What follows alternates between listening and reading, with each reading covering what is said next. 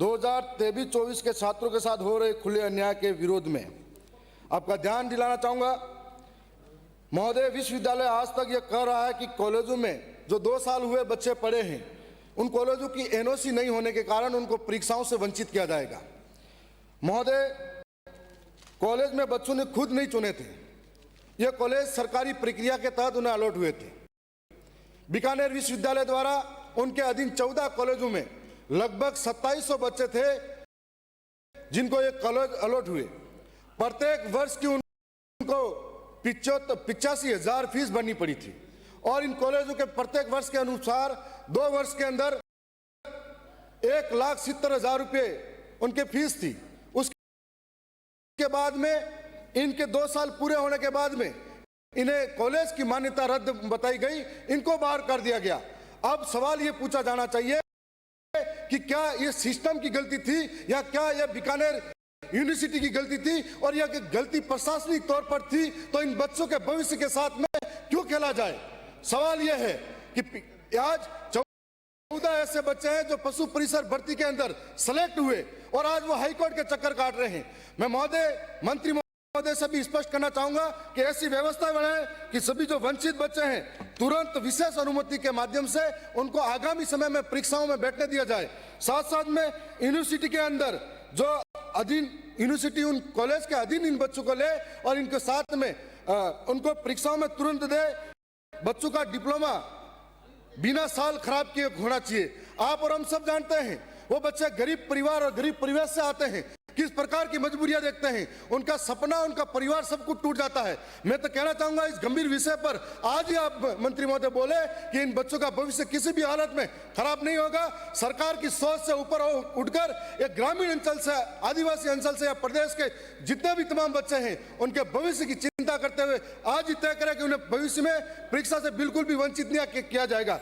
आप अगर अध्यक्ष महोदय एक थोड़ा सा समय देते हो तो मैं 75 बच्चे ऐसे हैं जिनके बारे में कहना चाहूंगा कि अनुसूचित क्षेत्र में टीएसपी एरिया के अंदर 75 बच्चे अध्यक्ष महोदय जिनको 2 नौकरी पे रखा गया शिक्षक भर्ती में, और 2 साल रखने के बाद में उनको सरकार कहती है कि ये इस भर्ती प्रक्रिया में पूर्ण नहीं है, ये सरकार की गलती थी। हाईकोर्ट उनको आज वापिस स्थायीकरण करने की बात करता है। अब वो 75 बच्चे 2 साल नौकरी करने के बाद में अपने आप में बेरोजगार होकर घूम रहे हैं, समाज में अपेक्षा झेल रहे हैं। ऐसी कंडीशन।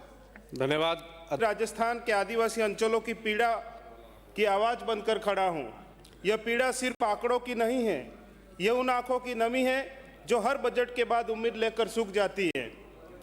सरकार कहती है कि प्रदेश में विकास की रोशनी पहुंची है, लेकिन जरा तुलना कर लीजिए महोदय, जहां शहरों में 24 घंटे बिजली, चौड़ी सड़कें, आधुनिक अस्पताल और डिजिटल सुविधाएं हैं, वहीं हमारे आदिवासी क्षेत्रों में आज भी बिजली के खंभे खड़े हैं पर तारों में करंट नहीं है। ट्रांसफार्मर लगे हैं पर महीनों से जले पड़े हैं। किसान के खेत में कनेक्शन है पर सिंचाई के लिए रात 2 बजे बिजली आती है। माननीय सभापति महोदय, ऊर्जा विभाग की स्थिति यह है कि नियमित और गुणवत्तापूर्ण बिजली आज भी सपना बनी हुई है। बार बार ट्रिपिंग, अत्यधिक लो वोल्टेज, जर्जर लाइनें, महीनों तक जले ट्रांसफार्मर नहीं बदलना यह सामान्य स्थिति है। किसान सिंचाई के लिए परेशान हैं, पेयजल योजनाएं बाधित होती हैं और छोटे व्यवसाय प्रभावित होते हैं। 84 विधानसभा में कई फीडर अत्यधिक लंबे हैं। लंबी दूरी के कारण वोल्टेज ड्रॉप और फॉल्ट आम बात है। एक लाइनमैन के जिम्मे कई गांव हैं जिससे समय पर मरम्मत संभव नहीं हो पाती है। रेटा, पगारा, सिमलवाड़ा और चिखली में बढ़ते विद्युत भार के कारण नए ग्रिड सब स्टेशन जीएसएस की आवश्यकता है अत्यंत महत्वपूर्ण हो चुकी है। सिमलवाड़ा क्षेत्र में 33 केवी लाइन एक परिवार के मकान के ऊपर से गुजर रही है जो गंभीर दुर्घटना का कारण बन सकती है। परिवार 1 वर्ष में विभाग के कार्यालयों के चक्कर लगा रहा है। यह प्रशासनिक संवेदनहीनता का उदाहरण है। माननीय सभापति महोदय, गरीब उपभोक्ता बिल तो बढ़ रहा है फिर भी अंधेरे में जी रहा है। क्या यह बराबरी है? क्या यही संविधान का सामाजिक न्याय है?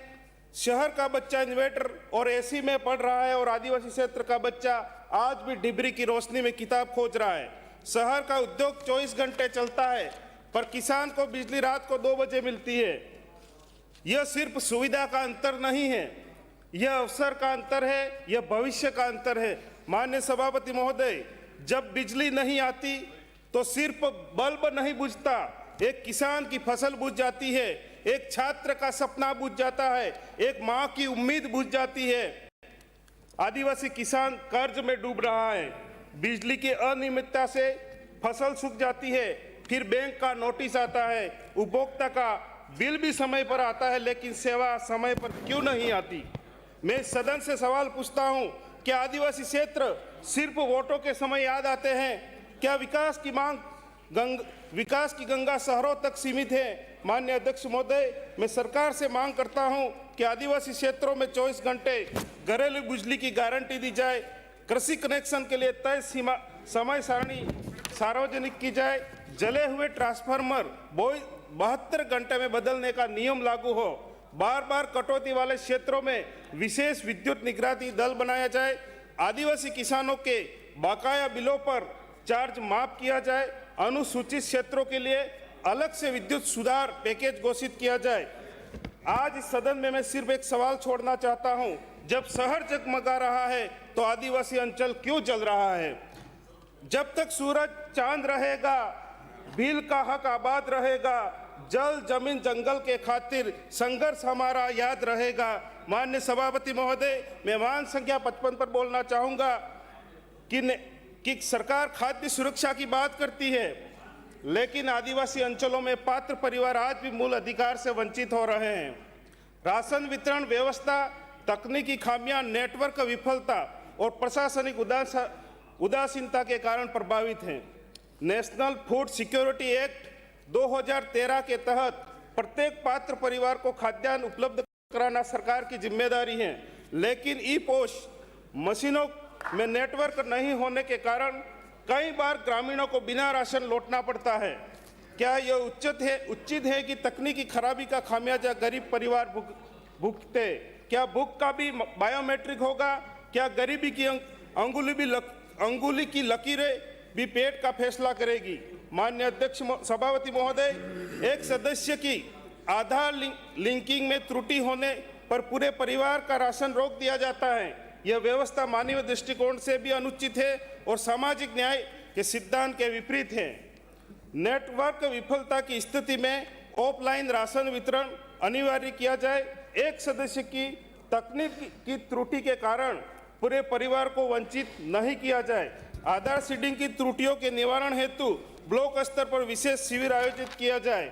माननीय सभापति महोदय, कांटों पर प्रति क्विंटल 4 से 5 रुपये की अवैध कटौती की शिकायतें भी सामने आ रही हैं। सरकार स्पष्ट करे कि अधिकृत दर क्या है और यदि अवैध वसूली हो रही है तो अब तक कितनी कार्रवाई की गई। अनुसूचित क्षेत्रों में पारदर्शिता सुनिश्चित करने के लिए नियमित निरीक्षण और सामाजिक अंकेक्षण अनिवार्य किया जाए। माननीय सभापति महोदय, ब्लॉक चिखली के राजस्व गांव मिठी लिंगड़ी के साथ साथ चिखली, सिमलवाड़ा, भंडारी एवं जोत्री ब्लॉक में डिमांड के अनुसार जनसंख्या और भौगोलिक स्थिति के आधार पर नई दुकानों की स्वीकृति दी जाए। अनुसूचित क्षेत्र में उचित मूल्यों की दुकान हेतु पृथक मापदंड बनाए जाए।